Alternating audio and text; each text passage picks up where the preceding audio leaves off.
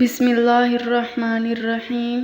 شروع اللہ کے نام سے جو بڑا مہربان نہایت رحم کرنے والا ہے۔ ناظرین محترم، آج کا ہمارا موضوع یہ ہے کہ قیامت کے دن وہ کون سے 3 لوگ ہوں گے جن پر سخت عذاب نازل ہوگا۔ حضور پاک صلی اللہ علیہ وآلہ وسلم نے ارشاد فرمایا، قیامت کے دن 3 لوگ ایسے ہوں گے جن کی طرف اللہ تعالیٰ نظر بھی نہیں اٹھائے گا اور نہ انہیں پاک فرمائے گا، بلکہ ان کے لیے سخت دردناک عذاب ہوگا۔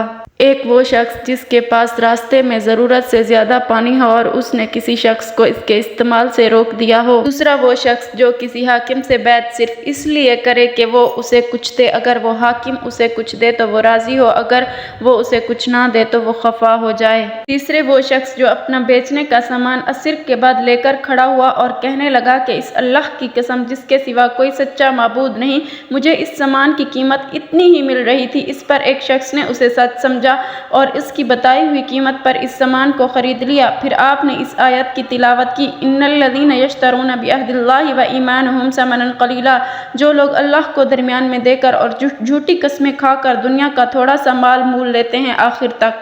ناظرین محترم، امید کرتے ہیں کہ آپ کو ہماری ویڈیو پسند آئی ہوگی۔ مزید اس طرح کی اسلامک ویڈیوز دیکھنے کے لیے ہمارے چینل کو سبسکرائب کریں۔ شکریہ۔